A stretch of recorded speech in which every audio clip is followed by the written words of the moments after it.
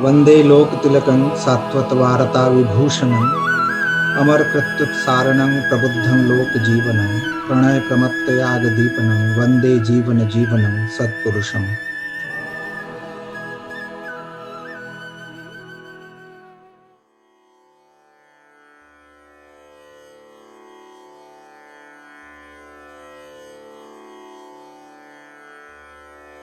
जय गुरु सभी को।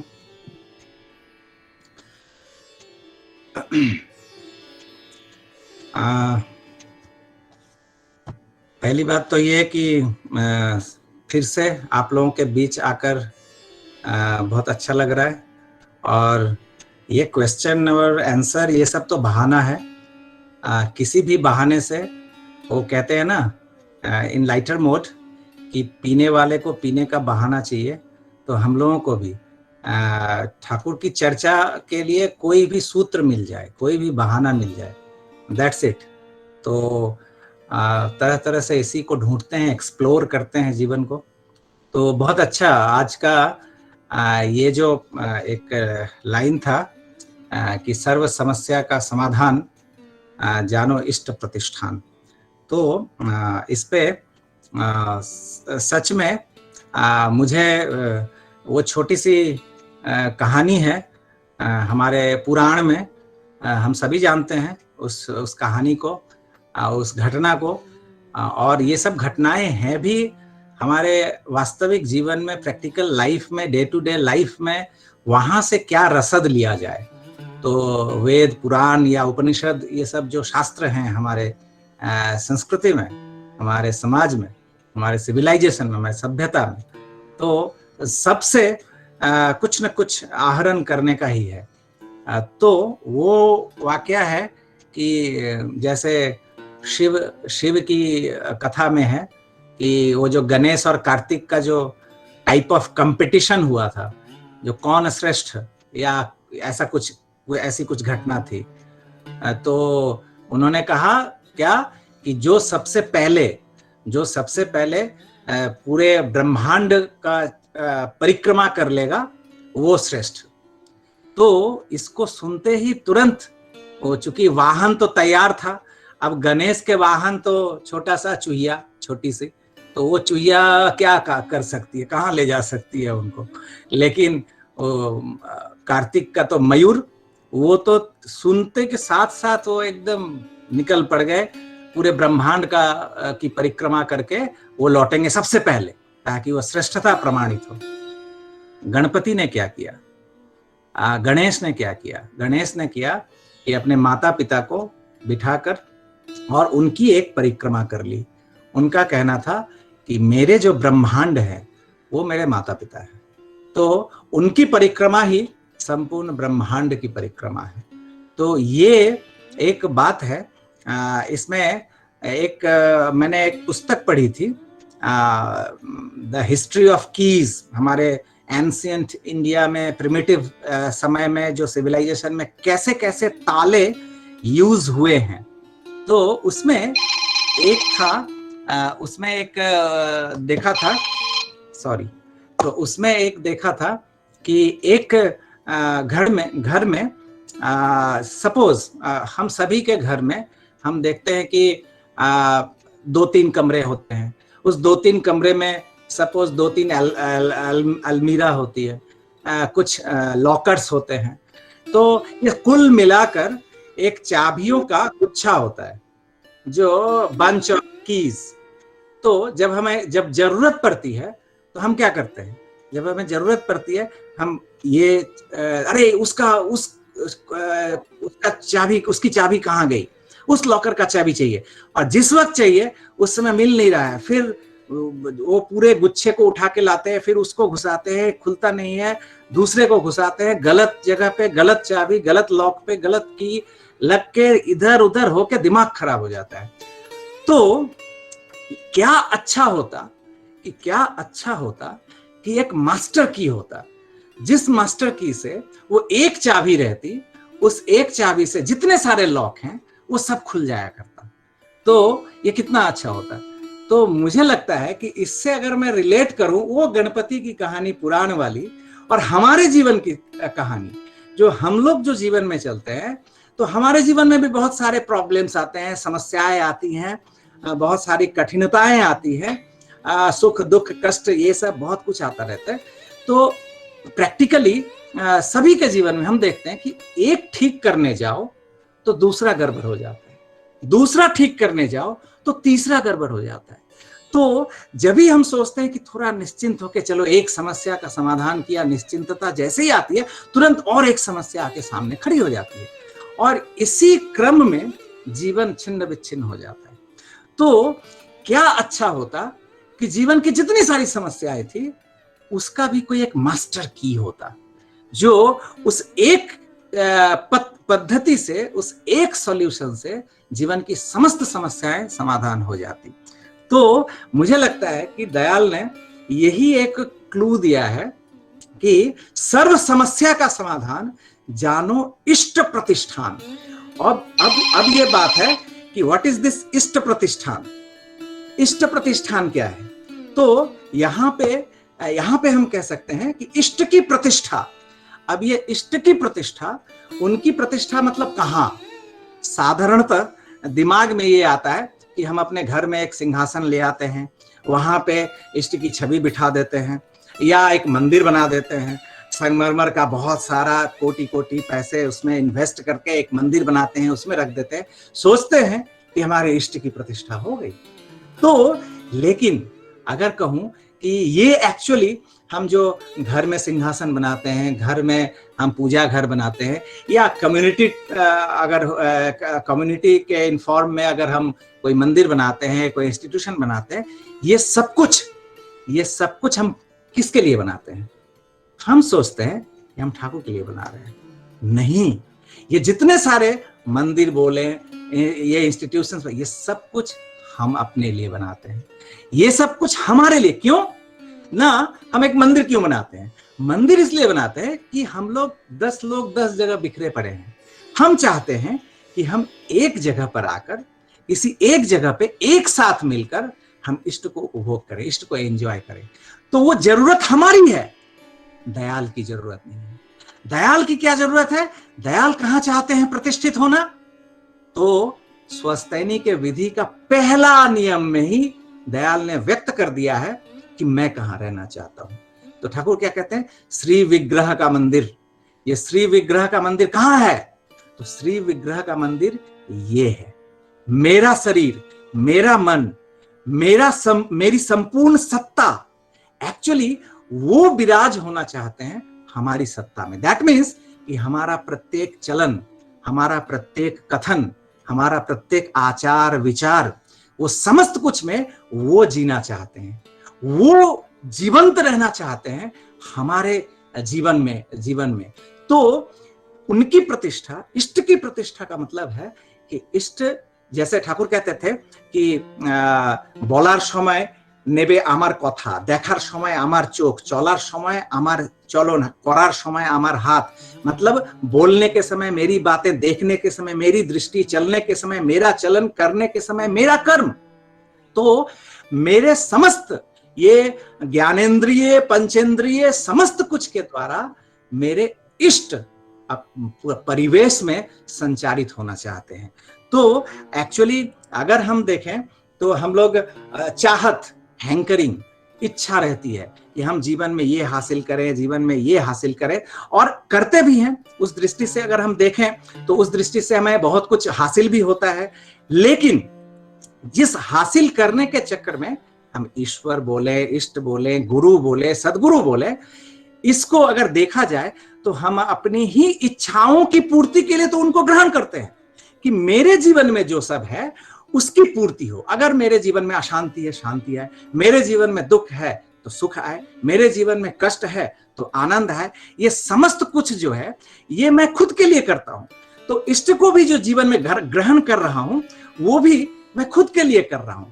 तो वहां पे एक जो लोग बांग्ला जानते हैं जो वो एक गाना है, अभी कुछ दिन पहले ही एक उड़ीसा में एक जगह सत्संग हुआ था, वहां पर एक माँ ने उस गाने को गाया था। तब से, जब से एक्चुअली गाना तो बहुत बार सुना है, लेकिन ये चूंकि हाल फिलहाल कुछ दिन पहले सुना था तो मेरे मस्तिष्क में सिर्फ वही गाना अभी बज रहा है। तो वो रजनीकांत जो बंगाल के एक बहुत अच्छे कवि थे, तो उनकी लिखी हुई वो पंक्तियां हैं जे उस बांग्ला में है, आमी अकृति अधम बोलेও तो किछु कम करे मोरे दाउनी जा दिएছো तारी अयोग्य भाबिया केरेও तो किछु नाउनी। इसका मतलब हुआ कि मैं अकृति हूं, मैं अधम हूं, फिर भी तुमने कम तो कुछ नहीं दिया है। जो ईश्वर का जो दान है इस सृष्टि के लिए, मानव जीवन के लिए कम कुछ नहीं है। सूर्य की रोशनी कोई अक्षम है तो उसको कम नहीं मिलती, कोई सक्षम है तो उसको अधिक नहीं मिलती है।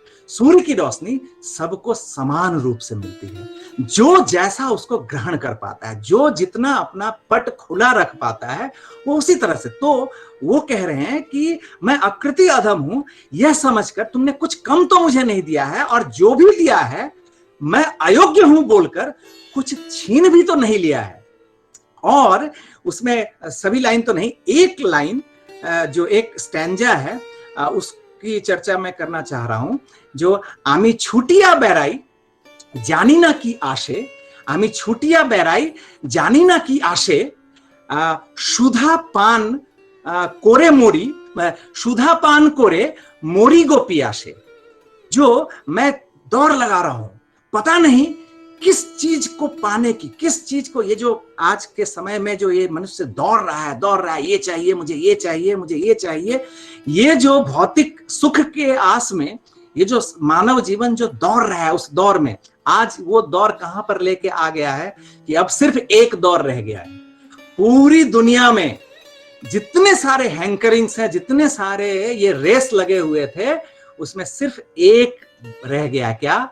अब जान बचे तो लाखों उपाय, सत्ता की रक्षा एकमात्र, अभी और कुछ नहीं। एवरी जितने सारे डेवलपमेंट है, जितने सारे प्रोग्रेस के, जितने सारे सोचते थे कि इसके बिना संसार नहीं चलेगा, ये समस्त कुछ डेड स्टॉप।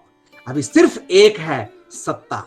इस सत्ता को कैसे बचाया जाए, जान को कैसे बचाया जाए। तो वो जो लाइन है कि आमी छुटिया बेराई जानी ना की आशे, मैं जो दौड़ लगा रहा हूं पता नहीं किस आशा में, सुधा पान कोरे मोरी गो पियासे।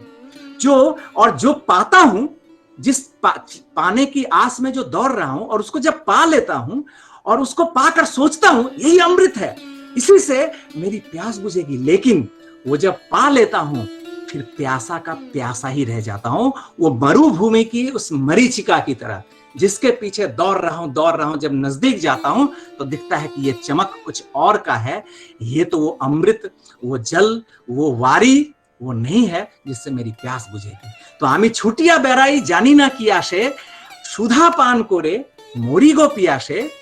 फिर सेकंड दो लाइन बहुत इंपॉर्टेंट है, कह रहे हैं कवि रजनी कि तबु जाहा चाई सकली पेয়েছি तुमी तो किछुई पाओनी। फिर भी, तथापि जो भी मैंने चाहा सब कुछ मुझे हासिल हुआ, लेकिन तुमने जो चाहा वो तुम्हें नहीं मिला। दयाल इष्ट की जो आकांक्षा है, इष्ट की जो इच्छा है, ईश्वर जो चाहते हैं मुझसे, उनको क्या मिला? मैं जो चाहता हूं सब कुछ मुझे हासिल हुआ। जो इस संसार जीवन में हम जो कुछ भी चाहते हैं सब कुछ हासिल कर लेते हैं, टुडे और टुमारो, आज नहीं तो कल हम सब कुछ हासिल कर लेते हैं।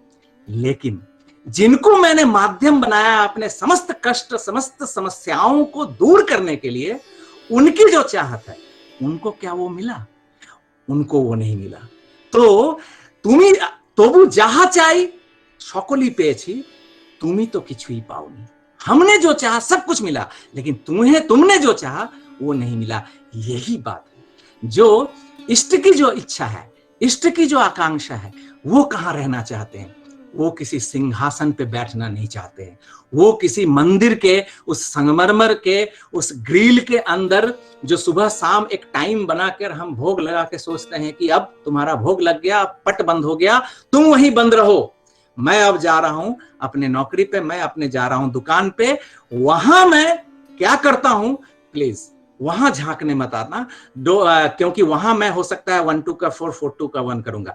प्लीज मेरे बेडरूम में मत आना, क्योंकि वहां मेरी पत्नी के साथ मेरी नहीं बनती, और तुम आओगे तो फिर वहां गड़बड़ हो जाएगा। तुम वहां मत आना। तुम वो जो पूजा घर बना दिया है, या तो सीढ़ी के कोने में या किसी घर के सबसे छोटे जगह पर जो कि जरूरत में नहीं है, वहां पूजा घर बना दिया है, तुम वहां पे रहो। मैं समय समय पर जाकर तुमको फीड कर दिया करूंगा, बस तुम मेरा सब कुछ और देख लेना। ये जो एटीट्यूड है, ठाकुर ने इसी को तोड़ दिया। इष्ट जब पुरुषोत्तम का आगमन होता है, जीसस क्राइस्ट ने क्या किया था? जिस समय वो जो वहां पर मंदिर, जो वहां उस समय का टेम्पल के बाहर वो जो लोग दुकानदार व्यवसायी लोगों का जो जमावड़ा हो गया था, कमर्शियल माइंड लेके, और उसको सबको लाठी से मार मार के भगाया था। तो दयाल पुरुषोत्तम भी आते हैं, जो हमारा जन्म जन्म का वो संस्कार जो है, हमारा वो संकुचित संस्कार, अभी जो सत्यानुसरण में पाठ हुआ था कि प्रसारण, जो ये संकुचित, संकोच ही दुख है, और ये संकुचन जिस कारण से हमारे जीवन में आता है, उसको दूरीभूत करके तो इष्ट जब आते हैं, तो ये सब परम पुरुष का संस्कार छोड़ के और जितने सारे संस्कार हैं, वो सब कुछ बंधन है। आप सोचिए कि हम लोगों का कैसे बदल गया है नेचर। आप कहीं भी कोई भी पूजा कराएं, घर में सत्यनारायण की पूजा होती है या और भी ट्रेडिशनल बहुत सारे पूजा होते हैं, आप जब पूजा की सामग्री लेने जाते हैं बाजार में, दुकान में, उसका एक दुकान होता है जहां पे पूजा का ही सामान मिलता है। सभी शहर में है, सभी गांव मोहल्ले में वो पूजा का सामान मिलता है। आप जब वहां जाते हैं लेने के लिए, तो आपको क्या चाहिए? आपको घी चाहिए, आपको छोटे वस्त्र चाहिए, और भी कुछ सामान ये सब चाहिए। तो पूजा का जो घी है, पूछते हैं कैसे किलो है? बोलेगा 50-60 रुपए किलो है। लेकिन जब आप अपने खाने के लिए घी लाने के लिए जाते हैं मार्केट में, तो कितने रुपए का मिलता है? 600 रुपए, 700 रुपए, 700-800 रुपए केजी। तो आप अपने, मैं जब अपने लिए जब वो बटर या घी खरीदता हूं, तो वो हाई क्वालिटी चाहिए, और पूजा के लिए वो 3rd क्लास वाला। कपड़े, गमछा लेना पड़ता है, कोई वस्त्र लेना पड़ता है, सबसे घटिया जो वस्त्र होता है वही पूजा में यूज होता है। तो आप सोचिए, जिनको हम कहते हैं कि तू स्वामी मैं दास, तू अंतर्यामी, तू सर्वज्ञाता, और मैं अक्षम, मैं कुछ नहीं हूं, और उसी को दिन रात ठग रहे हैं। तो वो जो ठाकुर जी की वो जो वाणी है, देवोतार पाए माथा कोटिश, फांकीते बागाते माल, देवता की ठाकुर की तो एतोई बेकूफ, फांकी देखे हो नौए शामाल। शब्द का कुछ इधर उधर हो गया होगा। तो कहते हैं कि देवता के पांव में सर पटकते हो धोखेबाजी करके माल हासिल कर लेने के लिए। तुम्हारे भगवान, तुम्हारे ईश्वर, तुम्हारे ठाकुर इतने ही बेवकूफ हैं कि तुम्हारे धोखे को देखकर भी वो नहीं समझते हैं। तो ये सब जो चलन है, ठाकुर ने बदल दिया। कैसे बदल दिया? हम जब जाते हैं पूजा की सामग्री लेने, हमारा पूजा क्या है? ठाकुर भोग का जब हम कोई सामान लेने जाते हैं, सपोज कभी मार्केट गया, सब्जी मार्केट में गया, अपने घर के लिए सब्जी लेने के लिए जा रहा हूं, तो ठाकुर भोग के लिए भी लाता हूं। तो सपोज नया परवल जो आया है, तो वो आया है नया मार्केट में, 2-3 क्वालिटी का आया है। तो हम अपने घर के लिए जब लेते हैं तो सोचते हैं कि अरे बजट में थोड़ा कम क्वालिटी का ही है, चल जाएगा, ताजा तो है, उसमें से चुन के हम ले लेते हैं। लेकिन सोचते हैं ठाकुर भोग का तो मेरी कैपेबिलिटी में, मेरी एफिशिएंसी में बेस्ट जो है वो हम लेके आते हैं ठाकुर भोग के लिए, जो सबसे अच्छा है। अपने घर के लिए कुछ थोड़ा सा लोअर क्वालिटी का भी लेते हैं, लेकिन ठाकुर भोग के लिए मेरी क्षमता में, मेरी योग्यता में जो सर्वश्रेष्ठ होता है, हम वो ठाकुर भोग के लिए ले जाते हैं। तो ये जो छोटा छोटा चलन है, दिस इज कॉल्ड इष्ट प्रतिष्ठा। यही है इष्ट की प्रतिष्ठा। जो सर्व समस्या, हम जितने सारे समस्याएं हैं, जड़ यही है। जितने सारे, ठाकुर कहते थे कि जो जीवन में जो दरिद्रता आती है, एक्चुअली स्वभाव दोष। ठाकुर कहते हैं कि अभाव, ये भाव का अभाव होने से ही अभाव होता है, अदरवाइज वो अभाव बोल के दुनिया में कुछ है ही नहीं। यही भाव जब उस परम पुरुष से युक्त होते हैं और उनके अनुशासन को जीवन के प्रत्येक स्टेप पे, प्रत्येक पदक्षेप पे जब उसको पालन करके चलते हैं, हमारे जीवन का हर चीज हंसना, रोना, सोना, खाना, पीना, शिक्षा, दीक्षा, शादी, विवाह, everything, each and everything for him regulated by his discipline. जब ये होता है एकमात्र तभी इष्ट की प्रतिष्ठा होती है। तो सर्व समस्या का समाधान एकमात्र यही है कि इष्ट की प्रतिष्ठा। छोटी सी एक घटना, सॉरी मैं एक क्वेश्चन को ही इतना थोड़ा एक्सपैंड कर दे रहा हूं, बट मूल बात है, ठाकुर कहते हैं कि एक की चाह करते वक्त 1000 की चाह मत कर बैठो, एक का ही जैसे संपूर्ण हो। तो मुझे भी थोड़ी तृप्ति मिलती है जो सब बातें मस्तिष्क में आ रही हैं आप लोगों के साथ शेयर करके, थोड़ा एनर्जी भी मिलता है। तो बौरदा के जीवन की छोटी सी घटना, मैंने बहुत सारे जगह में कहा है कि अगर अपने जीवन को स्टैंडर्डाइज्ड करना है अकॉर्डिंग टू आवर आइडियल, तो ये एक छोटी सी घटना है जिस घटना को अगर हम अपने जीवन में पालन करके ठीक चलते हैं तो जीवन जो है वो स्वर्गमय, जिसको कहते हैं अमृतमय, वो होगा ही। बौरदा बैठे हुए थे अपने कक्ष में, बाहर से एक व्यक्ति आए कुछ भोग का सामान लेकर, और वो आते ही बौरदा के सामने आते ही कहते कि आगे भोगेर आपनार भो, मतलब भोग भी नहीं बोल पाए, आपनार भो बोलने ही जा रहे थे कि बौरदा डांट के कहते क्या कहा तुमने, क्या कहा? तो वो कहते आगे भूल হয়েছে, মানে गलती हो गई, ठाकुर भोगेर জন্য এনেছি। तो बौरदा कहते हैं ओइटे ठीक। तो बौरदा कह रहे हैं कि हाँ वही ठीक है, तुमने जैसे ही कहा कि तुम मेरे लिए लाए हो तब तो वो उच्छृष्ट हो गया, मतलब वो झूठा हो गया। तुम मेरे लिए अगर लाए हो, मेरे खाने के लिए लाए हो, तब तो वो झूठा हो गया। अब ये झूठा जो हो गया वो मैं ठाकुर को निवेदन नहीं कर सकता, और जो मैं ठाकुर को निवेदन नहीं कर सकता वो तो प्रसाद नहीं होगा, और जो प्रसाद नहीं होगा उसको मैं कैसे ग्रहण करूं, क्योंकि मैं प्रसाद छोड़ के कुछ नहीं खाता हूं। तो ये सिंपल एक घटना वो जो गीता में अर्जुन को श्री कृष्ण कहते हैं कि ईश्वर को नहीं देकर, मुझको नहीं देकर जो कुछ भी जो खाते हैं मनुष्य, वो विष्ठा पान करता है, और विष्ठा मतलब विष पान करता है। तो उनको निवेदन नहीं करके हम जीवन में जो भी खाते हैं, और खाना सिर्फ मुंह से नहीं होता है, आंखों से भी होता है, कान से भी होता है, हमारे ये जो कर्मेंद्रियां हैं, समस्त इंद्रियां ग्रहण करती हैं, ये सभी खाद्य ही हैं। हो सकता है वो मन का है, शरीर का है, तरह तरह का है। तो जीवन में कुछ भी ग्रहण करेंगे, सबसे पहले निवेदन करेंगे इष्ट को। विवाह करेंगे, वो ये विवाह मेरे इष्ट को निवेदित होगा कि नहीं। शिक्षा ग्रहण करूंगा, ये शिक्षा मेरे इष्ट को निवेदित होगा कि नहीं। अर्थ उपार्जन करूंगा, ये अर्थोपार्जन मेरे आदर्श को पूर्ण करेगा या नहीं। जीवन का समस्त कुछ सबसे पहले इष्ट को, एक्चुअली इट्स ए फिल्टर, ये एक फिल्टर है जो पहले उनको निवेदन करेंगे, और फिर थ्रू हिम उनके पास से होकर जब आएगा। अभी आप सोचिए इस पैंडेमिक सिचुएशन में आचरण कैसे बदल रहे हैं। जिस सदाचार की बात जब करता था, जब जो लोग दीक्षित नहीं हुआ करते थे या ठाकुर के इस पद्धति में जो नहीं चला करते थे, उनसे जब इसकी बातें किया करता था, बहुत टॉन्टिंग होता था। हमारे फ्रेंड सर्किल में भी बहुत सारे हमें बहुत सारे लोग पंडित जी, अरे तुम तो साधु हो, ये सब भी टॉन्टिंग मिला था। हम लोग जैसे सदाचार, कहीं जूठा नहीं खाएंगे, ये नहीं खाएंगे, ये सब कुछ करते थे। आज के समय में कुछ बदला है या नहीं बदला है? हमारे लिए एक चीज बदल गया है कि अब हम कॉन्फिडेंटली जोर गले से ये सब चीज को एस्टैब्लिश कर सकते हैं। तो आचरण बदल गया है सदाचार का। तो अभी देखिए, कोई भी चीज बाहर से जब सामान आता है, हम क्या करते हैं? स्टेरलाइज करते हैं उसको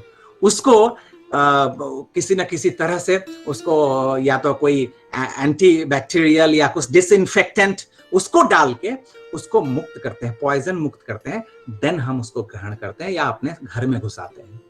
यही एक पथ है जो सिर्फ इस पैंडेमिक और उस मैटेरियल वस्तु के लिए नहीं, अपने सत्ता के लिए, अपने सत्ता संवर्धना के लिए, हम जीवन में जो कुछ भी ये मनुष्य जीवन को परिचालित करने के लिए जो जो चीज की जरूरत है वो समस्त कुछ को डिसइंफेक्ट करना होगा।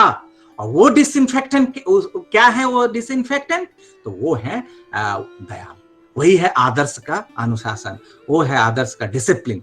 तो सब कुछ, समस्त कुछ को जब हम जीवन में ग्रहण करते हैं उनको निवेदन करके, तो फिर वही चीज अमृत बन जाता है। और जो उनको निवेदन नहीं हो पाएगा, ऐसा कुछ क्या हम उनको दे सकते हैं जो उनको पसंद नहीं है? ऐसा कुछ क्या हम उनके लिए ला सकते हैं जो उनको पसंद नहीं है? नहीं ला सकते हैं। तो ऑटोमेटिकली ये जो इंटेलिजेंस है, ये जो इंटेलेक्ट है, ये अपने आप ये डिक्टेट कर देगा कि व्हाट शुड बी और व्हाट शुड नॉट बी।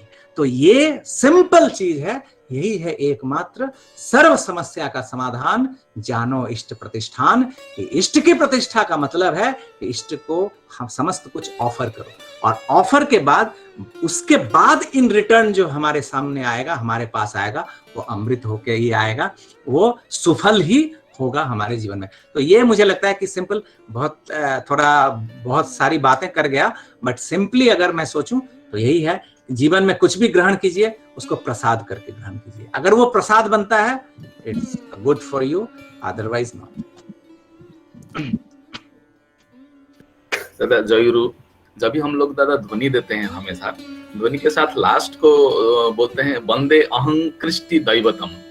उसका अर्थ थोड़ा समझ में नहीं आता है, और हम हमेशा क्यों वो ध्वनि में देते हैं, वो थोड़ा समझाएंगे तो अच्छा रहेगा। राइट। तो इस पे मैं एक बात बोलूंगा कि तीन ध्वनि, सिर्फ अहं कृष्टि दैवताम क्यों? जितने सारे ध्वनि हम लोग देते हैं, वंदे आर्य पितृंग, वंदे मातृवर्गान, वंदे अहं कृष्टि दैवताम, तो ये तीनों चीज है। तो एरियन, ये एक्चुअली ये आर्य सभ्यता है, एरियन कल्चर है, एरियन सिविलाइजेशन का ये पथ है। तो हम सोचते हैं कि मैं हूँ। मैं बहुत सारे समय में कहता हूँ कि अभी का जनरेशन है, एक बात बहुत घर घर में सुनाई पड़ता है बच्चों के मुख से। तो हमारे समय तो खैर वो मौका नहीं था बोलने का, क्योंकि वो सब बोलने से पहले ही 2 थप्पड़ पड़ गया होता गाल पे, तो वो आती ही नहीं बात। तो शासन कुछ इतना कड़ा था। बट अभी के समय में तो ऐसा शासन तो मतलब होता भी नहीं है, और होगा भी तो फिर पता नहीं उसको कैसे क्या लेंगे। तो हमने तो भैया बहुत मार खाया है। और शायद वही जो एक फिल्म देखा था मैंने, उस फिल्म में जब एक पिता की निंदा की जा रही है पुत्र के सामने में, चूंकि पुत्र को उन्होंने घर से निकाल दिया था, तो जब पिता की निंदा की जा रही है, पिता नहीं है उस पुत्र के सामने में, कि देखिए आपको पिता ने भी निकाल दिया इस तरह से, लेकिन आप इतने बड़े हो गए दुनिया में। तो वो कहते हैं कि कभी नहीं, मेरे पिता ने मुझे निकाला था मुझे योग्य बनाने के लिए, कि एक पत्थर सड़क पे पड़ी रहती है, बट वो पत्थर पे जब छेनी और हथौड़ा पड़ता है तब वो मूर्त ग्रहण करती है। और कोई पत्थर अगर छेनी और हथौड़े को घृणा करे, छेनी और हथौड़े से अगर भय करे, डरे, तो वो कभी मूर्त ग्रहण नहीं करेगा, वो सड़क की ठोकरें ही उसको खानी पड़ेगी।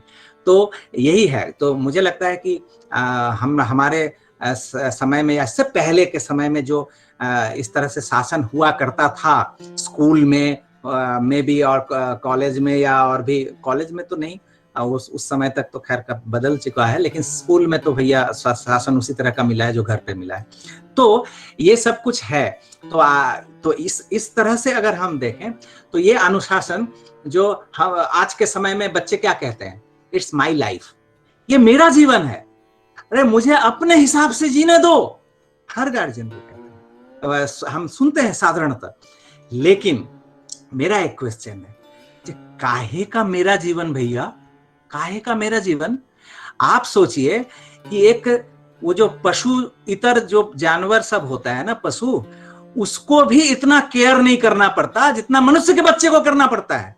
आप गाय का बच्चा देखिए, बछड़ा, वो जन्म देगी गाय, वो अपने आप थोड़ी देर में पांव पे खड़ी हो जाती है। गाय ज्यादा से ज्यादा उसको थोड़ा बहुत चाट उट देती है, फिर अपना अपना अपना अपना फिर इतने सारे पशु पक्षी जंगल में जब होते हैं, कौन सा माँ बाप किस किस बच्चे को कितना पालन पोषण और कितना प्रोटेक्शन और क्या करते हैं, आप जाके देखिए।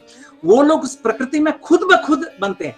मनुष्य एक ऐसा हेल्पलेस प्राणी है जिसको आफ्टर बर्थ, जन्म के बाद अगर कुछ सेकंड अगर बिना केयर का रख दिया जाए, या कुछ मिनट या कुछ घंटे अगर विदाउट केयर रख दिया जाए, वो मर जाएगा, सरवाइव नहीं करेगा। और उसके बाद भी पल पल उसको वो माँ का वो रिगोरस, उसके पीछे वो कर्म, दुग्धपान से लेकर अंगुली पकड़कर हाथ माने चलना, मुंह से बोली, ये एवरीथिंग मनुष्य जीवन। काहे का मेरा जीवन भैया? अगर उस समय अगर माँ बाप ने अगर फेंक दिया होता कहीं, तो काहे का जीवन था?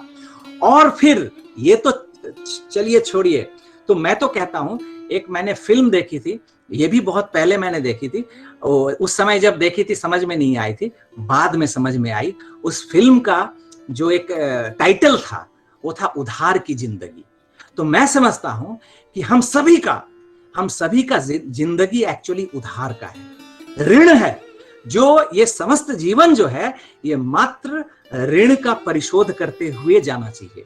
क्योंकि और ये ऋण कहां से है, यही बात है कि इमीडिएट ऋण हम देखते हैं कि माता पिता से। उन्होंने अगर, क्योंकि हम उसी वो, मैं तो एक सामान्य एक वो भूत बोलिए, प्रेत बोलिए, जो कुछ भी बोलिए, तो एक आइडिया होके मैं फ्लोट कर रहा था।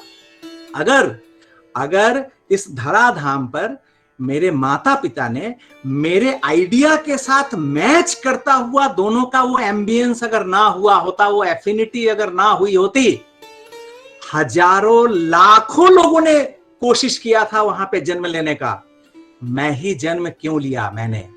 तो साइंस कहता है कि स्ट्रॉन्गेस्ट वन, जो कहीं पे एक या कहीं पे दो प्रिक करता है जाके ओवा को, तो साइंस कहता है द स्ट्रॉन्गेस्ट वन। लेकिन ठाकुर क्या कहते हैं? ठाकुर कहते हैं डिजर्व्ड वन, जो डिजर्व करता है, जो माता पिता के उस भाव भूमि के साथ, जो मेरी भाव भूमि मैच कर गई, और इसीलिए वहां मुझे ही भूमिष्ठ होना था, किसी और को नहीं। तो दैट मीन्स कि आप सोचिए कि अगर मैं जिस भाव से कितने कितने जगह पे मैं भटक रहा था, कौन से स्तर पे पता नहीं, थैंक गॉड जो ये मेरे माता पिता ने मेरे उस भाव के साथ उन दोनों का जो एफिनिटी हुआ, उन दोनों का जो यूनियन हुआ, वो जो मिलन हुआ, वो वही भाव, वो एम्बियंस पैदा किया, जिसके कारण कि मेरे इस भाव को मुझे स्थान मिला। काहे का मेरी जिंदगी? अगर ये ऋण क्या कभी हम इसको चुकता कर सकते हैं? तो आप सोचिए, इमीडिएट ऋण है माता पिता। फिर आप सोचिए कि सिर्फ ये माता पिता नहीं, ठाकुर कहते हैं a child is born 20 years before his birth. जो एक शिशु जन्म लेता है अपने जन्म के 20 साल पहले, दैट मीन्स उस माता पिता, मेरे माता पिता के फिर जन्म, उनकी परवरिश, उनका बॉर्न एंड ब्रॉट अप किस संस्कार के साथ हुआ, फिर उनके माता पिता, उनके माता पिता, उनके माता पिता। अगर इस तरह से आप पीछे चले जाएंगे, जाते चले जाएंगे, अगर इस विवर्तन के इस क्रम में अगर रिवर्स पे आप देखेंगे, तो जो पूर्व पुरुष हैं, जो मेरे फोर फादर्स हैं, उनका ऋण जो उसी आज मैं जो हूं, कहते हैं अभी विज्ञान ये सब लैब में सब कुछ तो प्रमाणित नहीं हो पाया, बट हो रहा है, क्योंकि कुत्ते बिल्ली पर जितना रिसर्च हुआ है, ह्यूमन बीइंग पर रिसर्च उससे बहुत ही कुछ भी नहीं हुआ है। क्योंकि हम लोग एक्चुअली व्हिम्सिकली बहुत कुछ चलते हैं। हम कुत्ते बिल्ली को लेने जाएंगे, पेडिग्री देखेंगे कि उसका पेडिग्री ठीक है कि नहीं, उसका वंशगत सब खानदानी ठीक है कि नहीं। गाय खरीदने जाएंगे, उसका भी पेडिग्री देखेंगे। लेकिन अपने बच्चों के लिए जब पति ढूंढेंगे, पत्नी ढूंढेंगे, वहां पर, या खुद के लिए अगर पत्नी ढूंढते हैं, खुद के लिए अगर पति ढूंढते हैं, तो वहां पे ट्विन, जैसा मेरा मन चाहे वहां पर सब कुछ साइंस विज्ञान सब कुछ भूल जाते हैं। तो खैर, तो वही मैं कहना हूं, मेरा कहने का मतलब था कि ये जो पूर्व जो फोर फादर्स ये जो हैं, उन्हीं का देन आज मैं हूं। विज्ञान आज के समय में भी कहता है कि जीन जो है उसको नष्ट होने में 10,000 ईयर्स लगता है, संपूर्ण रूप से उसको विनष्ट होने में। तो आज जो मैं खड़ा हूं, तो इस हजारों हजार साल से मेरे पूर्व पुरुष, उनका जो चलन है, तो ठाकुर क्या कहते हैं, सबसे पहले वहां नतमस्तक हो। This is gratefulness, this is gratitude, कि वो जो वंदे आर्य पितृंग, जो आर्य, जो मेरे जो पूर्व जितने पुरुष हैं, जिनका की इवॉल्व्ड फॉर्म आज मुझको मिला है, इस रूप में आज मैं हूं, उनको नमन करो। मातृशक्ति, वो माँ अगर उस गर्भ में उस तरह से स्थान न दिया होता, उस तरह से सहन वहन करके अगर वो माहौल अपने खुद को साइकोफिजिकली अगर एडजस्ट करके नहीं रखा होता, मेरा शायद जीवन इस तरह से नहीं होता। तो उस मातृवर्ग के लिए वहां पर नमन करो।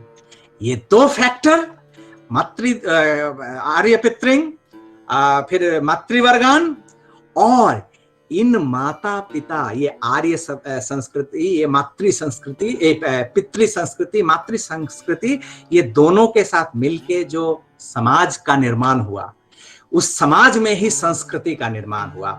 जो ये जो लाइफस्टाइल, जो जीवन पथ, जीवन पद्धति, ये जो आर्य जीवन पद्धति है, वही है संस्कृति। संस्कृत का मतलब होता है सम्यक रूपेण कृतम, यानी प्रॉपरली कल्टिवेटेड। और ये कल्टिवेशन, ये 1 साल का नहीं है, 2 साल का नहीं है, 100 साल का नहीं है, 200 साल का नहीं है, ये हजारों हजार साल का कल्टिवेशन है। ये कल्चर्ड हुआ है, और ये कल्चर होके आज हमारी संस्कृति हमको यहां तक लेके आई है। दुनिया की जितनी सारी प्रिमिटिव, जितनी सारे सिविलाइजेशंस हैं, द ओल्डेस्ट सिविलाइजेशन कहा जाता है इंडियन सिविलाइजेशन, इस एरियन सिविलाइजेशन को द ओल्डेस्ट वन। बहुत सारी सभ्यताएं हैं, यूरोपियन या एशियन, और भी बहुत सारी सभ्यताएं। आज अगर आप उसको ढूंढने जाएंगे, उसकी संस्कृति को, खंडहर मिलेगा। वो खुदाई करके ईंट पत्थर निकाल के वो सब संस्कृतियां वो मिट्टी में मिल चुकी हैं, कुछ भी बचा हुआ नहीं है। समस्त कुछ, अगर कुछ भी है थोड़ा बहुत, लेकिन वो भी समस्त समाप्त है। अभी भी भारतीय समाज व्यवस्था, जो इंडियन सिविलाइजेशन है, इंडियन सोशल सिस्टम, ये आज भी अगर टूटा फूटा भी सही, टिमटिमाता हुआ भी सही, आज जो ये वेल मेंटेन्ड है, इसका कारण क्या है? एक फैक्टर आप सोचिए, आप सिर्फ कल्पना कीजिए, जो कौन सा ऐसा तत्व है जो कि समस्त पृथ्वी के समस्त सिविलाइजेशन से, समस्त सभ्यताओं से भारतवर्ष को पृथक करता है। एक चीज है, वो क्या है? वो है वर्णाश्रम। ये वर्णाश्रमिक व्यवस्था जो है, ये जो मैरिज सिस्टम जो है, ये जो grouping of varieties of similar instincts जो है, ये सिस्टम जो है, यही सिस्टम धारण करके रखे हुए है हजारों हजार साल से।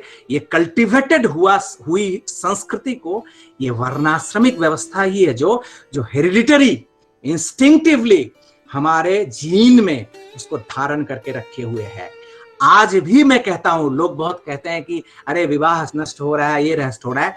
अभी भी हमारे गांव में आप चले जाइए, कहीं भी चले जाइए, अभी भी विवाह व्यवस्था जो है, मेजॉरिटी जो है, अभी भी वैवाहिक सिस्टम अभी भी हमारे समाज से नष्ट नहीं हुआ, अभी भी मेंटेन्ड है। और उसी का कारण है कि हम आज सीना तान के जो दुनिया के पटल पे खड़े होके कहते हैं कि भारत एक विश्व गुरु होगा, ऐसे नहीं होगा। उन लोगों का जो डेवलपमेंट है, अमेरिका, यूरोप, अगर जो जिस संस्कृति को लेकर दुनिया के पटल पे अगर वो फ्लरिश किया है, अगर वही चीज अगर गुरु बनने का क्राइटेरिया होता तो वो लोग बन गए होते। एकमात्र गुरु बनने का क्राइटेरिया यही है, भारतीय ये सभ्यता, भारतीय समाज व्यवस्था, जिसमें सबसे इंपॉर्टेंट है, जो कि बेस है, फाउंडेशन है, वो वर्णाश्रमिक व्यवस्था, यही है संस्कृति। तो जो कल्चर है उसको नमन करते हैं। तो हम जब भी, और ये समस्त कुछ, ये इष्ट बोलिए, पितृ बोलिए, मातृ बोलिए, ये संस्कृति बोलिए, ये तीनों जो मेंटेन्ड होता है, उसका कैटलिस्ट क्या है? आइडियल। वो है आदर्श, वो है इष्ट। तो वो मूल है, और वो मूल हमें कहते हैं कि ये तीनों को भूलो मत। इस तीनों को दैनंदिन प्रतिदिन स्मरण करो। तो मुझे लगता है कि यद्यपि मैं थोड़ा डिटेल्स में चला गया, बट आई थिंक अर्थ समझ में आ गया होगा। अब संस्कृत के तो शब्द हैं, मैं मूर्ख व्यक्ति, उतना ज्यादा ज्ञान भी नहीं है उसको शब्द को तोड़ के कैसे कैसे बनेगा, बट यही है कि ये समझ लें तो यही काफी है हम साधारण लोगों के लिए कि उन पूर्व पितरियों को इनको प्रणाम, उन मातृ वर्ग को प्रणाम और उस संस्कृति को प्रणाम। That's it. मेरा जो प्रश्न है थोड़ा लीक से हटके है, उसके लिए क्षमा प्रार्थी हूँ। तो आपने पिछले बार भी एक बार बताया था कि आदमी का जब जन्म होता है तो बहुत तरीके से उसको दृढ़ता के साथ फिर आगे बढ़ के लाखों हजारों में एक को मिलता है। तो उसी से थोड़ा सा ये जब सुना मैंने तो मेरे मन में एक आया, चूंकि ये अलग है। तो मेरा क्वेश्चन ये है दादा कि मेरे अनुसार से जब से हमने सत्संग ग्रहण किया है तब से जो मैंने समझा है कि हम जजन जाजन स्तुति स्वस्थानी एवं सदाचार के माध्यम से अपने जीवन को गृहस्थ आश्रम में ही रहते हुए एक योगी की तरह बनते हैं और अपने जीवन को बैलेंस करके हमेशा आगे बढ़ते हैं। और यही हमारा धर्म जो है कि सिर्फ बचना और बढ़ना होता है। पर मेरा प्रश्न ये है कि जिस तरह से हमारे सनातन धर्म में, हमारे वेद पुराण एवं उपनिषद में मोक्ष की प्राप्ति एवं उसी प्रकार बौद्ध धर्म से निर्वाणा नाम की एक प्रक्रिया है जिसे अपनाकर हम इस जन्म मरण की प्रक्रिया से उठकर मोक्ष की प्राप्ति कर लेते हैं, जिससे कि हमें फिर से इस जन्म मरण की छुटकारा से मिल जाता है हमें। तो क्या ऐसी कुछ हमारे सत्संग में कोई ऐसा है माध्यम जिससे हम की मोक्ष की प्राप्ति कर लें, जिससे कि हमें आगे चलकर इस जन्म मरण की प्रक्रिया से छुटकारा मिल पाए? अगर है तो कैसे? अगर मेरी क्वेश्चन में कोई त्रुटि हो तो उसे माफ कीजिएगा। जय गुरु। हाँ, जय गुरु। मैं एक बात बोलूं, मुझे इस तरह का सेशन इसलिए अच्छा लगता है कि बहुत सारी बातें हैं जो कि मेरा दिमाग नहीं चलता है, वहां तक नहीं जाता है, वो सब सोचने का मन नहीं करता है। बट आप लोग जो इस तरह से प्रश्न करते हैं ना, मैं भी, तो मुझे लगता है कि मैं ही छात्र हूं और होना भी चाहिए कि मैं सीख ही रहा हूं। क्योंकि मैं अगर खुद बोलता अपने मन से तो मेरा मस्तिष्क कितना तक चल रहा है, वो ब्रेन सेल्स कितना तक है एक्टिव। लेकिन आप लोगों के इस प्रश्न से और कभी लीक के हट के नहीं है, इट्स वेरी रेलेवेंट क्वेश्चन अभी के समय में। अगर मैं बताऊं, यद्यपि ठाकुर जी को जो लेके चलते हैं उनके लिए कुछ अलग है, बट बाहर की दुनिया में ये बहुत रेलेवेंट क्वेश्चन है, जो मोक्ष और ये और वो। तो मुझे इस प्रश्न से ही सिर्फ पहली बात याद आ गई, सत्यानुसरण की हम प्रतिदिन पढ़ते हैं। आप याद कीजिए ठाकुर जी का वो ठाकुर जी की वो पंक्ति, ठाकुर कहते हैं क्या, चाह की अप्राप्ति ही है दुख, कुछ भी नहीं चाहो सब अवस्था में राजी रहो, दुख तुम्हारा क्या करेगा। तो आप देखिए, कुछ भी ना चाहो, तो ये जो मोक्ष की चाह है ये भी तो एक चाह ही है, ये भी तो एक हैंकरिंग ही है। तो मुझे एक चीज, एक छोटी सी घटना है प्रफुल्लदा के जीवन की। आप जानते हैं सभी, प्रफुल्ल कुमार दास जो आलोचना प्रसंग, उसके संकलयिता और भी बहुत सारे ठाकुर जी की वाणियों को जो लिखा करते थे, डिक्टेशन लिया करते थे ठाकुर जी से। कितने सालों तक ठाकुर का संग उन्होंने किया है। ठाकुर उनको व्यास कहते थे, व्यास देव की तरह। एक समय आएगा जब तुम्हें व्यास देव की तरह लोग पूजा करेंगे। तो ये कान जो है ये मेरी बातें सुनने के लिए, क्योंकि उनके कान बहुत बड़े बड़े थे और इस तरह से थे। तो ठाकुर ऐसी बातें प्रफुल्लदा के संबंध में उन्होंने कहा है। तो किसी एक क्रम में, मैं पूरी घटना तो अभी नहीं, मैं जस्ट एक जिस्ट बता रहा हूँ कि कुछ दिन से बार बार ठाकुर को आके प्रफुल्लदा कहते थे कि मेरा यही अंतिम जन्म है ना, मतलब ये जो जन्म मृत्यु से, ये जो जन्म से जो आना जाना पड़ रहा है, इस धारा से यही मेरा लास्ट है ना, मुक्ति मिल जाएगी ना।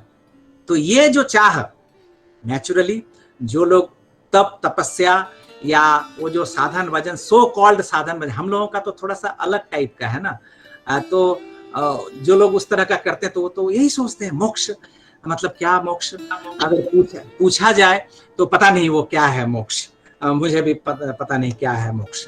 एनीवे तो वो मोक्ष चाहिए, ये जो जन्म मरण से छुटकारा चाहिए, ये चाहिए। तो बार बार जाके प्रफुल्लदा समय मिलने पर कभी भी ठाकुर टाल देते थे बात को, बोलते ही नहीं थे कभी। जो और प्रफुल्लदा चाह रहे थे कि ठाकुर इस तरह से टाइप ऑफ जो तथास्तु जा बेटा, तू तेरा यही अंतिम जन्म, तुझे जन्म मरण से मुक्ति मिल गई, शायद यही आकांक्षा रहती है सबकी। तो बार बार बोल रहे हैं, तो इसी तरह से टाल देते थे, ठाकुर नहीं बोलते थे। फिर एक दिन जब फिर से उनको ठाकुर को पकड़ बोलने लगे इसी तरह से, जो आप मुझे दया करके मुझे ये बोलिए जो मेरा यही है ना। तो ठाकुर उस दिन थोड़ा गंभीर हुए और फिर थोड़ी देर के बाद मुस्कुराते हुए कहते हैं कि धुर पागल, तुम इस तरह से क्यों सोचते हो, जब जरूरत पड़ेगी तब तुम मेरे साथ आओगे। ये एक पॉइंट है कि जब हम सोचते हैं, जब खुद के लिए सेल्फिश, जब हम अपने लिए सोचते हैं, तब ये सब ध्यान आता है कि मेरी मुक्ति, मेरा ये सब। मैं एक गाना, फिर से वही गाना मुझे याद आ रही है वो बात कि ठाकुर जी की ही हस्तलिखित वो गाना है, बहुत सारे जगह में गाते हैं। बांग्ला में कह दूं क्योंकि बांग्ला शब्द नहीं आएगा तो फिर वो इमोशन नहीं आएगा। आमी वेद विधि छाड़ी हरि नाम सदा गाई रे, आमी वेद विधि छाड़ी, आमी वेद विधि छाड़ी माने वेद विधि जो भी है सब कुछ छोड़ा, वेदना हारी हरिनाम सिर्फ गाता हूं। आमी वेद विधि छाड़ी हरिनाम सदा गाई रे, হয় হোক মোর লক্ষ্য জনম তাহে কোনো ক্ষতি নাই রে, আমি वेद विधि छाड़ी हरिनाम सदा गाई रे। जो मेरा लाख लाख जन्म हो फिर भी कोई क्षति नहीं, कोई क्षति नहीं है, मैं सिर्फ हरिनाम में गाता हूं। तो ये जो भक्त जो होता है ना, भक्त एक है संत महात्मा तप तपस्वी, उसका एक चलन है, वो मुक्ति चाहता है, वो मोक्ष चाहता है। लेकिन भक्त क्या चाहता है? भक्त चाहता है सेवा का अधिकार। भक्त एकमात्र चाहता है सेवा का अधिकार। भक्त को मुक्ति मिलती है। साधक तपस्वी बहुत जन्म जन्मांतर तक इंतजार करते हैं, उद्धार नहीं होता है।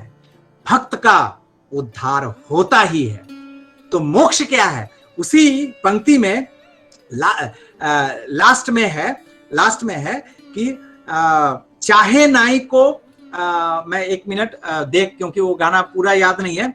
चाही ना को आर शौर्य बीर्जो, चाही ना को आर शौर्य बीर्जो, चाहे ना पुराण विशाल राज्य।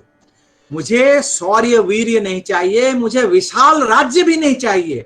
धर्म अर्थ काम मोक्ष सभी त्याज्य मोक्षेर मुखे छाई रे।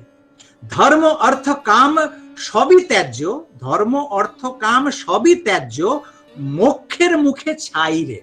मतलब धर्म अर्थ काम सब कुछ त्याज्य है, मोक्ष के मुंह पर राख डालता हूं, मतलब उसको फेंकता हूं। तो मतलब भक्त प्राण जो होता है ना, वो चाहता है अपने प्रिय की सेवा करना, अपने प्रिय को तृप्त करना। उसके जीवन में कोई मोक्ष नहीं, कोई ये जन्म मृत्यु कुछ नहीं, सिर्फ तुम्हारा चरण में मुझे आश्रय मिले। और अगर तुम्हारे लिए मुझे जन्म हजारों जन्म अगर लेना पड़ेगा, मैं हजारों जन्म लेने के लिए तैयार हूं।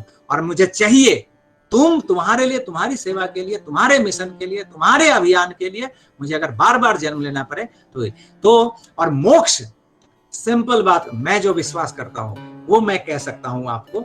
जो व्हाट इज मोक्ष?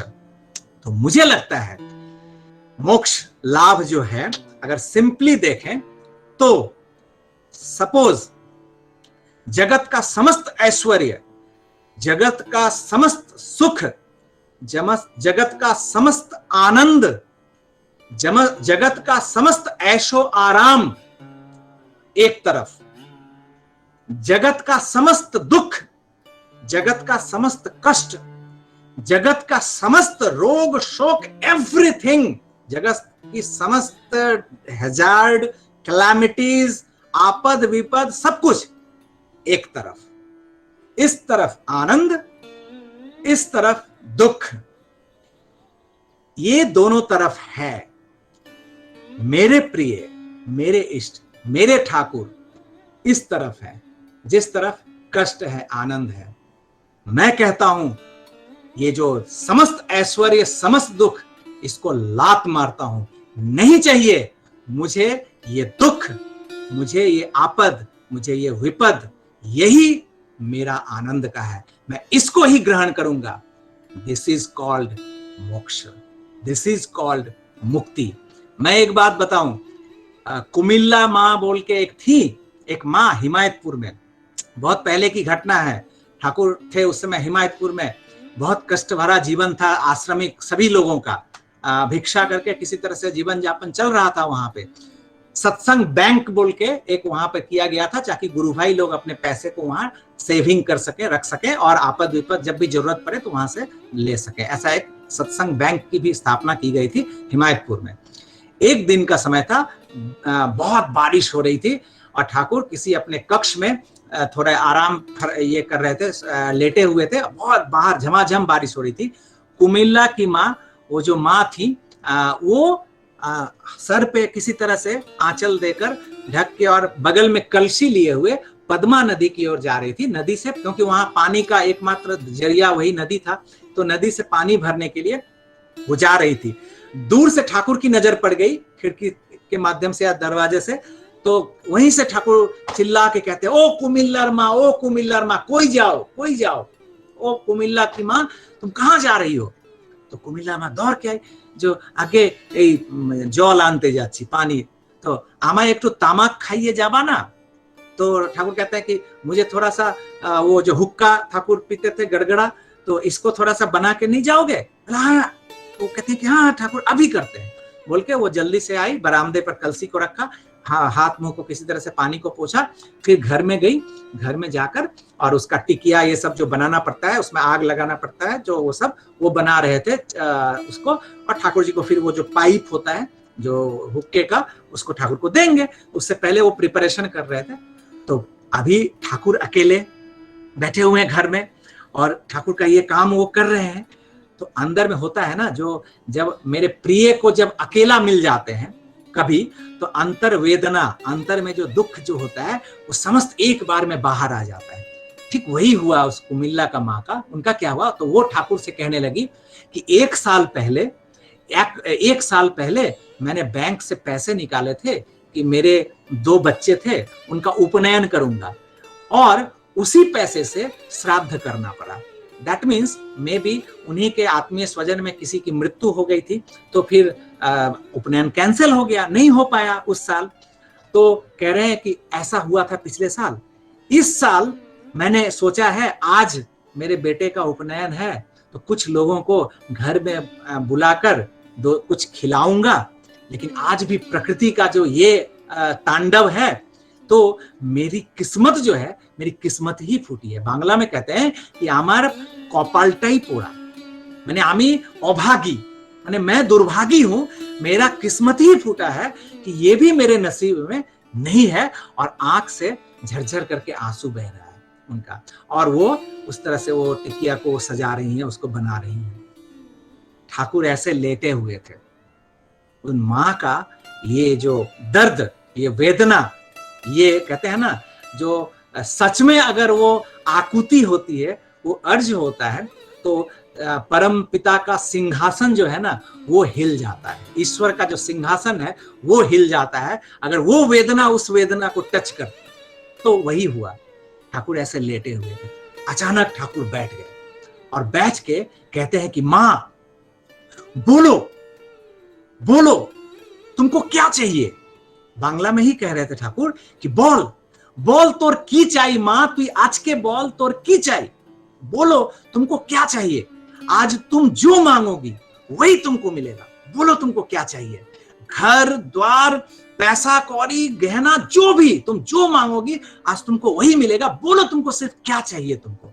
और ठाकुर का एकदम शरीर जैसे दिव्य और एकदम तनु विशाल, एकदम एक्सपैंडेड जिसको होता है, चेहरा भी काफी दमदमाता हुआ। तो वो माँ ठाकुर का ये रूप जब देखा, वो जो हाथ में जो वो पकड़ी हुई थी वो सब छोड़ के दौड़ के ठाकुर के समक्ष चली आई और ठाकुर का सीधा पांव पकड़ ली और पांव पकड़ के और कहने लगी कि ठाकुर আমার কিচ্ছু চাই না, আমার কিচ্ছু চাই না, আমার শুধু তুমি হলেই হবে। ठाकुर मेरा कुछ नहीं चाहिए, मुझको कुछ नहीं चाहिए, मुझे सिर्फ तुम चाहिए, सिर्फ तुम होने से ही होगा, सिर्फ तुम होने से ही होगा, मुझे और कुछ नहीं चाहिए बोल के ठाकुर का। तो ठाकुर ये सुन के ही जैसे लगा कि वो विशाल शरीर एकदम छोटा सा हो गए, संकुचित हो गए और एकदम बच्चे की तरह सरल भाव से कहते हैं कि माँ तू এটা কি চেয়ে বসলি, कि माँ तुम ये क्या मांग बैठी, ये जो तुमने मांगा अब तो तुम्हारे जीवन में दुख की सीमा नहीं रहेगी, तुम्हारे जीवन में कष्ट का ये नहीं रहेगा तुम्हारे जीवन में, ये तुम क्या मांग बैठी। तो वो माँ कह रही है कि मुझे कष्ट ही सही, मुझे दुख ही सही, लेकिन तुम चाहिए, मुझे तुम चाहिए और कुछ नहीं चाहिए। तो वो माँ कहती है उनकी जीवनी में वो लिख रही हैं कि अभी भी तो वो ठाकुर ने उनको कहा था कि माँ तुम ये क्या मांग बैठी, अब तो तुम्हें घर में नींद नहीं आएगी, तुमको बिछावन में घर में तुमको नींद नहीं आएगी, तुम्हारे कष्ट की सीमा नहीं रहेगी, तुम्हारे दुख की सीमा नहीं, तुम ये क्या मांग बैठी, तुम मुझको मांग बैठी। तो वो माँ कहती है मुझे वही सही, मुझे कष्ट ही सही, मुझे सिर्फ तुम चाहिए। फिर वो माँ कहती है कि अभी भी जब उनकी उम्र हो गई थी काफी, कहती है अभी भी मैं घर में जब सोती हूँ बिछावन पे मुझे नींद नहीं आती है, लेकिन जब मैं बरामदे पर जो चौकी बिछा है बिछावन उस पे जब सोती हूँ तो मैं एकदम आराम की नींद सोती हूँ, अभी भी मुझे घर में नींद नहीं आती है ठाकुर का। तो दिस इज मोक्ष, दिस इज मुक्ति, ये मुक्ति है कि इष्ट के अलावा संसार में और किसी, यही है तृष्णा का एकांत निर्वाण, महाचेतन समुत्थान। और ये कोई ऐसा वस्तु नहीं है जो कि ये शरीर त्याग करके किसी और एक दुनिया में कहीं और जाकर मिलेगा, नहीं, इसी जीवन में, इसी रक्त मांस संकुल शरीर में ही मोक्ष लाभ ठाकुर ने एक नहीं, ऐसे हजारों सोल्स हैं, हजारों ऐसे हमारे सत्संग जगत में ऐसे लोग जो कि हैं या जा चुके, जिनको कि इस जीते जी ही वो मोक्ष लाभ कर चुके हैं, जो कि जिनके जीवन में एकमात्र इष्ट तृष्णा के अलावा और कोई भी तृष्णा बाकी नहीं रही। दिस इज कॉल्ड मोक्ष। तो मैं समझता हूं कि इष्ट ने, दयाल ने हमारे जीवन में एक ऐसा सामने चीज रख दिया है कि इस जीवन में कोई मोक्ष, और दयाल की बात कह रहा हूं, परम पिता के मुख की बात कह रहा हूं। ठाकुर एक जगह कथा प्रसंग में कहते हैं कि सुनो बहुत सारे संत महात्मा साधक गण अभी भी इंतजार कर रहे हैं, उनका उद्धार नहीं हुआ है, वो इंतजार कर रहे हैं, पर तुम लोग बिना कुछ किए ही तुम लोगों का उद्धार हो जाएगा। बिना कुछ किए का मतलब क्या है? बिना कुछ किए का मतलब है कि वो वन का सन्यासी नहीं, इस घर का सन्यासी, गृही सन्यासी, अपने बाल बच्चे, माता पिता, परिवार परिजन, अड़ोस पड़ोस, संसार जीवन में रहते हुए भी उस सन्यास जीवन को प्राप्त करना, इष्टमुखी जीवन को रखना, कि जब कोई ऐसा समय आएगा, जब टेस्टिंग टाइम आएगा, जो इष्ट या संसार, उस समय मैं खड़ा रहूं, मैं उस परीक्षा की घड़ी में थोड़ा भी दिल नहीं कांपे, हृदय नहीं कांपे कि मेरा ये छूटा जा रहा है, मेरे हाथ से ये निकला जा रहा है, नहीं कांपेगा। जो इष्ट अगर ठाकुर है, बस यही, सब कुछ हाथ से निकल जाए, कुछ नहीं, यहां तक कि अगर प्राण भी, ये शरीर भी अगर चला जाए ठाकुर, लेकिन हर कतरा, प्राण का हर स्पंदन वो सिर्फ इष्ट नाम ही जपेगा। This is called moksha. और ठाकुर ने जो पथ दिखाया है, इसी जीवन में हम इसको लाभ कर सकते हैं। हमारे लिए तो मैं समझता हूं यही मोक्ष है। पता नहीं अगर मैं स्पष्ट कर पाया। सार्वजनिक समस्या है, मतलब हम जो फेस कर रहे हैं, कभी कभी क्या होता है कि सत्संग में कोई आनंद बाजार हो रहा है, तो उस आनंद बाजार में देखा जा रहा है कि ब्राह्मण अवेलेबल नहीं है। तो कोई स्वस्थानीधारी जो व्रत पालन कर रहा है और उपनयनधारी है, वो अगर खाना बनाते हैं तो हम सभी लोग उसमें खाना खा सकता है। और दूसरा है कि जो परिवेशन है, वो परिवेशन केवल स्वस्थानीधारी व्रत पालन जो करते हैं उनको परिवेशन करने से सभी लोग एक जगह में बैठ के खा सकते हैं। दूसरा है कि हमारा जो 4 वर्ण है, वो 4 वर्ण ब्राह्मण, क्षत्रिय, वैश्य, शूद्र, तो इनमें से कौन यूनिवर्सल है कि वो खाना बनाने से या परिवेशन करने से सभी लोग खा सकते हैं। ये एक यद्यपि बहुत वास्ट सब्जेक्ट है, बट एक बात मैं बोलूंगा, सबसे पहला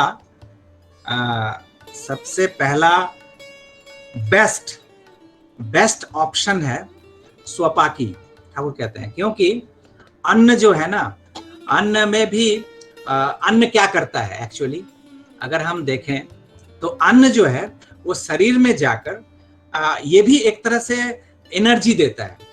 तो अलग अलग अन्न का अलग अलग प्रभाव पड़ता है और उस अन्न के अनुसार हमारे शरीर में हार्मोन सिक्रेशन होता है। जिस तरह से वृत्ति प्रवृत्तियां, कोई चीज देखकर जो वो प्रवृत्तियां भी जो जागृत होती हैं, ये भी सब फ्लूइड का ही कमाल है। आप देखेंगे कि हमारा मैक्सिमम शरीर में क्या है, पानी है, और ये पानी का ही हेर फेर है रस जो है। तो ये ही रस, वो हार्मोन सिक्रेशन भी जो होता है, उस अन्न का बहुत बड़ा एक रोल है ये हार्मोन सिक्रेशन से। तो हमारा मन, मस्तिष्क, सोच, थिंकिंग, अच्छा बुरा, काम, क्रोध, लोभ, मद, मोह, everything regulated by these hormones, और ये हार्मोन्स अन्न के द्वारा प्रभावित होता है। तो और ये अन्न जो है, चूंकि ये भी जो अन्न विशेषतः जिसमें वाटर सब्सटेंस है, रस जिसमें है, वो कैरियर होता है, गुड कंडक्टर एक्चुअली वो होता है। ये सब बहुत फाइनर चीज है। यद्यपि अभी ग्रॉस लेवल में तो बहुत लोग कहेंगे कि अरे ये सब क्या है, बट जितना फाइनर लेवल पे ऋषियों की जो वाणी होती है, वो सब इतना साइंटिफिक है और सूक्ष्म से सूक्ष्म फाइनर जगह पे रिसर्च करके ये सब है। तो मेरा ये कहना कि पहली बात तो ये कि स्वपाक, जो अगर ये शरीर अगर सिर्फ अपने द्वारा ही रेगुलेटेड अगर होता, तो शायद लगता है एनवायरमेंटल जो हैजार्ड है वो और ज्यादा से ज्यादा दिन तक इसके स्पैन को बढ़ाया जा सकता था, लाइफ स्पैन को बढ़ाया जा सकता था। माँ को छोड़ के, माँ का तो चूंकि हम लोग उस नारी से जुड़े हुए होते हैं, माँ का के साथ शिशु का, संतान का, लेकिन वो भी फिर भी जब धीरे धीरे सत्ता अलग जीवन यापन करने लगता है, तो फिर माँ का वो एफिनिटी अगर ना रहे, भाव नहीं रहे संतान का अगर उस माँ के प्रति, तो वो सब भी दूरियां बढ़ने लगती हैं। तो ये सब बहुत सारे फैक्टर्स हैं। स्टिल माँ, पिता, गुरुजन, गुरु, उनका रोल अलग तरह से देखा जाएगा, बट अदरवाइज किसी के भी हाथ से तो वो एक अलग प्रभाव रहता है। लेकिन फिर भी ये सब तो कॉम्प्रोमाइज होता ही है, छोटा बहुत, थोड़ा बहुत कॉम्प्रोमाइज। तो इस कॉम्प्रोमाइज को हम जितना मिनिमाइज करके रख सकते हैं, जितना मिनिमाइज। तो एक जगह मैं बताऊं, जो ठाकुर जी का, जहां पे मान लीजिए कम्युनिटी भोजन जहां पे होता है, कम्युनिटी किचन जहां पे होता है, वहां एक सेंटिमेंटल फैक्टर है। जो आनंद बाजार में जब हम भोजन करते हैं, आनंद बाजार में जब हम प्रसाद लेते हैं, तो वहां पर क्या होता है कि वहां एक सेंटिमेंटल इशू है। सभी लोग मेंटली इतने ज्यादा इलेटेड होते हैं। देखिए इम्यून सिस्टम क्या है, जो एक ही वायरस 2 लोगों पर 2 तरह से काम करता है, एक को पटक देता है और एक को पता भी नहीं चलता है। तो ये क्या है, ये इम्यून सिस्टम है। और ये इम्यून सिस्टम भी वही हार्मोन्स, तो हार्मोन्स सिक्रेशन के द्वारा ऑर्गेनिक एडजस्टमेंट जो होता है हमारे शरीर में, फिजिकल ऑर्गन्स, तो उसी के अनुसार इम्यून सिस्टम काम करता है। तो वो ब्रेन में जो थिंकिंग है, थॉट है, हम लोग तो आजकल तो ये बड़ी हंसी आती है प्रैक्टिकली, लेकिन वही मरता क्या ना करता। तो अभी तो वही सिचुएशन है कि जैसे तैसे करके ये खाओ, वो खाओ, ये करके इम्यूनिटी बढ़ाओ, ये करके इम्यूनिटी बढ़ाओ। भैया ये इम्यूनिटी कोई 1 साल का, एक महीने का बात नहीं है। जन्म से शुरू होता है, वो जन्म से भी फिर वही ठाकुर कहते हैं कि child is born 20 years before his birth, कि उसके फादर मदर का जो हेरिडिटरी जो सिस्टम है उसके द्वारा जो परिपालित हुआ है, फिर खाना पीना, जिस तरह से आचार आचरण, ये सब कुछ, तो ईयर आफ्टर ईयर जो जीवन यापन होता है, ये सब कुछ इम्यून सिस्टम को इफेक्ट करता है। तो नेचुरली जहां पर सेंटिमेंटल बात होती है, तो जब आनंद बाजार में जब हम बैठते हैं, वहां पर सभी का एक कॉमन सेंटिमेंट होता है वहां इष्ट के प्रति, तो वहां पर ऑटोमेटिकली हाई रहता है इम्यून सिस्टम वहां पर। तो उस जगह पे हो सकता है कि अगल बगल कौन बैठे हैं, क्या बैठे हैं, वो सबसे फर्क नहीं पड़ता है। लेकिन जहां पर रंधन क्रिया हो रहा है, जब आप 10 लोगों को जब आप खिलाते हैं, तो वहां पे 10 लोगों की मानसिकता है, 10 लोगों की बात है, ये सिर्फ आपकी बात नहीं है। चलो आप अपना सोचते हो मैं जहां तहां खाऊंगा, गो एज यू लाइक, लेकिन आप जब 10 लोगों को खिलाओगे तो आपको ऐसा कुछ व्यवस्था करना पड़ेगा ताकि उन 10 लोगों के लिए से, खिचड़ी क्यों कहते हैं, खाने को खिचड़ी भली क्यों कहते हैं, जो खिचड़ी सबसे अच्छा सुपाच्य होता है, इसलिए कि कम्युनिटी भोजन में खिचड़ी जो होता है वो सुपाच्य होता है सभी के लिए, बच्चे, बूढ़े, यंग या और जो थोड़े बीमार भी होते हैं उनके लिए भी खिचड़ी सुपाच्य होता है, वो भी अच्छे होता है। तो ऐसा फूड होना चाहिए जो कि सबके लिए, इस तरह से प्रिपेयर्ड होना चाहिए जो कि सबके लिए सही हो। तो वहां पर एक बात है, सदाचार सबसे पहला फैक्टर है, सदाचार जो हाइजीनिक पॉइंट ऑफ व्यू से, तो हाइजीन जो मेंटेन करते हैं ये, और उसके बाद ये हाइजीन भी बात है, हम आज सुबह में ही चर्चा हुई थी एक में, जो 3 तरह के हाइजीन हम कहते हैं, फिजिकल, मेंटल और स्पिरिचुअल हाइजीन। तो ये शारीरिक हाइजीन सिर्फ नहीं है, ये मानसिक हाइजीन भी है। और ये शारीरिक हाइजीन मतलब सिर्फ ये नहीं कि जूठा किया और हाथ धो लिया, नहीं, हाइजीन ये फिजिकल हाइजीन भी, ये कॉम्पैटिबिलिटी, ये साल दर साल जो बायोलॉजिकल सिस्टम में जो मेंटेन होके चला आया है, तो वो सब जो हेरिडिटरी, तो ये वंशानुक्रमिकता के रूप में जो संस्कार आए हैं, तो ये संस्कार में कुछ तो फर्क होगा ना, कि एक शिक्षक हैं जो विद्या अध्ययन कर रहे हैं स्कूल में, तो उनकी भावना है, उनका जो कर्म है, अब वहीं पे उसी स्कूल में दूसरे सब भी कर्म करते हैं, तो दोनों का संस्कार, दोनों का इंस्टिंक्टिव डेवलपमेंट एक कैसे हो सकता है, नहीं हो सकता कभी भी। तो सोच है, थिंकिंग है, ये अलग अलग होता है। तो हम लोग साधारणतः सोच लेते हैं कि विप्र वर्ण जो होता है, यानी जिसको हम सोकल ब्राह्मण वर्ण कहते हैं, तो वो उन लोगों का हेरिडिटरी वंशानुक्रमिकता के रूप में उनका चलन बलन, खान पान, रहन सहन शास्त्रीय पद्धति के अनुसार, चूंकि एक हायर पे होता है, तो उनके द्वारा जो मेड कुछ भी होता है वो सर्व समुदाय के लिए, सभी के लिए वो हो जाता है। इसीलिए साधारणतः मेंटेन किया जाता है कि ब्राह्मणों के द्वारा साधारणतः कहीं पे अगर अन्न भोजन अगर कहीं पे होता है तो उसको, और अगर कहीं उपाय नहीं है, जो ब्राह्मण नहीं है, वहां पर नहीं उपलब्ध हो रहा है, तो ऐसा फूड का इंतजाम करेंगे जो कि फूड जनरल लोग सर्व कर सकें, लेकिन उसमें भी आपको जो सर्विंग पर्सन स्टाफ्स होंगे या कुकिंग स्टाफ होंगे, इनको आपको सेग्रीगेट करके रखना पड़ेगा, क्योंकि वो एक कम्युनिटी हेल्थ के लिए वो उत्तरदायी है। मैं यदि बीमार पड़ता हूं तो सिर्फ मैं खुद को बीमार करूंगा, लेकिन एक जो परिवेशन कर रहे हैं, जो सर्व कर रहे हैं फूड को, या जो कुक कर रहे हैं, वो अगर उनमें अगर कुछ गड़बड़ी होती है तो वो हजारों लोगों को प्रॉब्लम क्रिएट कर सकते हैं, वो 100 लोगों को क्रिएट कर सकते हैं। तो इसीलिए जहां पे कम्युनिटी भोजन है, वहां पे जो विधान है, इष्ट का जो विधान है या शास्त्रीय जो विधान है, उसको मेंटेन करके ही करना है। हाँ, मेरा कहना है इसकी व्याख्या, इसमें क्यों अन्न नहीं खाना चाहिए, इस सब में तो चर्चा बहुत सारी होंगी, इस पे चर्चा हो सकती है, बट मेरा ये कहना है कि इष्ट का जो निर्देश है उसको देखिए। मैं जब आपके घर में जाऊंगा, सपोज अगर मैं आपके घर में जाता हूं, तो नेचुरली आप मुझको वो चीज नहीं खिला सकते जो मेरा खाद्य नहीं खिला सकते। और अगर आप खिलाने की कोशिश करते हैं तो व्हाई शुड यू कॉल मी, आपने क्यों बुलाना चाहिए, मुझे नहीं बुलाना चाहिए, क्योंकि जब आपका ही मनमानी करना है, मुझे अगर तृप्त करना होता तब तो आप मेरे खाद्य का मैं जो चाहता था उसको आप करते। तो आप तो मुझे तो फिर क्यों मुझे बुलाया?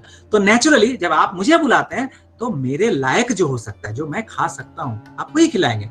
अब यहाँ बात है कि आपका किचन की जो व्यवस्था है, आपके घर की व्यवस्था, मैं चाहूंगा कि मैं भी किचन में चला जाऊंगा, आप अलाउ नहीं करेंगे। आप कहेंगे कि नहीं, मेरा किचन जो है इसको मैं वेल हाइजीनिक करके रखता हूँ, यहाँ पे मैं सबको नहीं, जो कुक करते हैं वो भी अपने ड्रेस को साफ सुथरा करके जाते हैं, बाहर के कोई बासी या बाहर के कोई आउटडोर ड्रेसेस पहन के किचन में नहीं जाते हैं, ताकि किचन का परिवेश जो है वो हाइजीनिक रहे। तो मैं तो मुझे इससे मानना पड़ेगा कि आपका जो है, आपका जो किचन है वो आपके रूल से चलेगा, मेरा जो खाद्य है वो मेरे रूल से चलेगा। तो कम्युनिटी जहां भी भोजन होगा वहां पर कम्युनिटी जो रूल है उसको मेंटेन रखना ही इष्ट का अनुशासन को पालन करना है।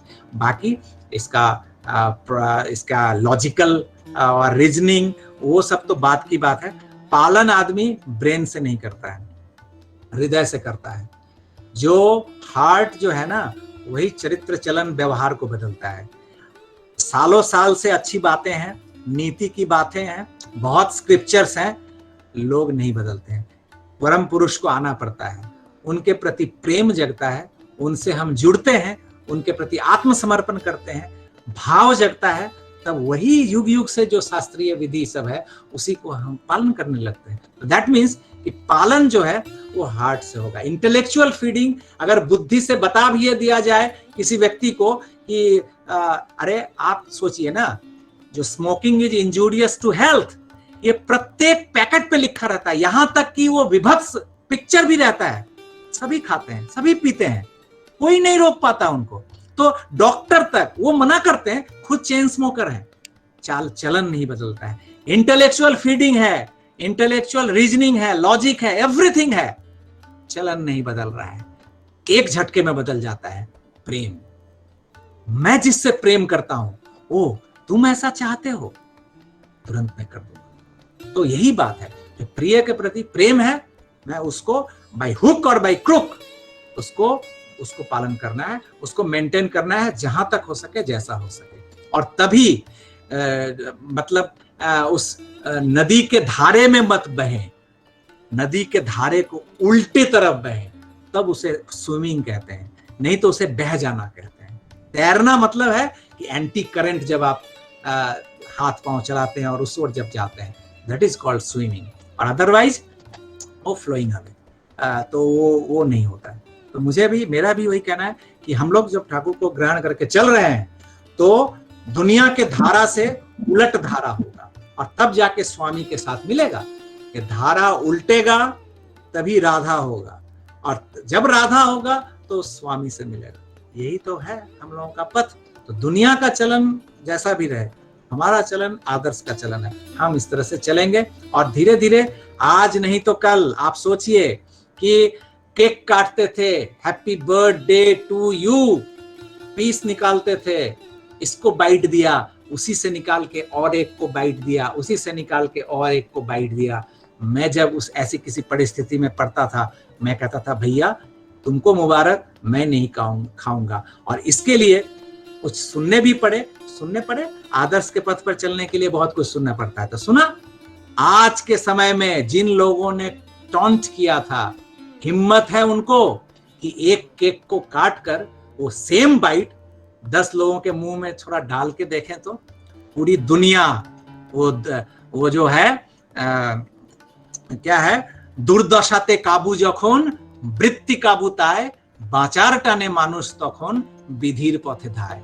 दुर्दशा में काबू जब होता है, वृत्तियां भी सब काबू में आ जाती हैं, तब क्या करता है मानुष?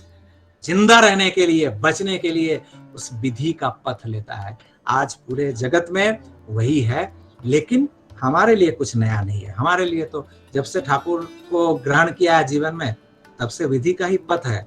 तो विधि के पथ पर चलने के लिए संकोच नहीं करना चाहिए, हेजिटेशन नहीं करना चाहिए, डंके के चोट पे कहना चाहिए। ठाकुर कहते हैं कि जो मैंने घर के कोने में कहा है उसको तुम बाहर जाकर बोलो, जो मैंने फुसफुसा कर कहा है वो जोर गले से डिक्लेयर करो। तो इसलिए जो ठाकुर का अनुशासन है उसको मेंटेन करना है, व्यक्तिगत जीवन में कोशिश करना है, कलेक्टिव जीवन में। तो ठीक है, जय गुरु। जय गुरु, मतलब बहुत अच्छा। एक्चुअली हमारे यहाँ पे सवाल मतलब इतना रहता है और उस हिसाब से हमेशा हमारे मतलब वक्त कम हो जाता है। खैर, हम लोग इस तरह से आपको मतलब फिर से बुलाएंगे, क्योंकि नहीं, आज भी हम लोग एक्चुअली ठाकुर की ही वाणी को मेंटेन कर रहे हैं। ठाकुर कहते हैं ক্ষুধা के विसर्जन दियो ना, ততটুকুই খাইও যাতে ক্ষুধাটা আবার থেকে যায়। तो क्षुधा जो है, भूख को विसर्जन नहीं देना है, उतना ही खाना है कि भूख रह जाए। तो ये अतृप्ति दयाल से प्रार्थना है हमारे जीवन में, आपके जीवन में, सभी के जीवन में ये अतृप्ति रहे, ताकि ये अतृप्ति ही उनकी ओर ये जर्नी को जारी रखेगा, नॉन स्टॉप जर्नी।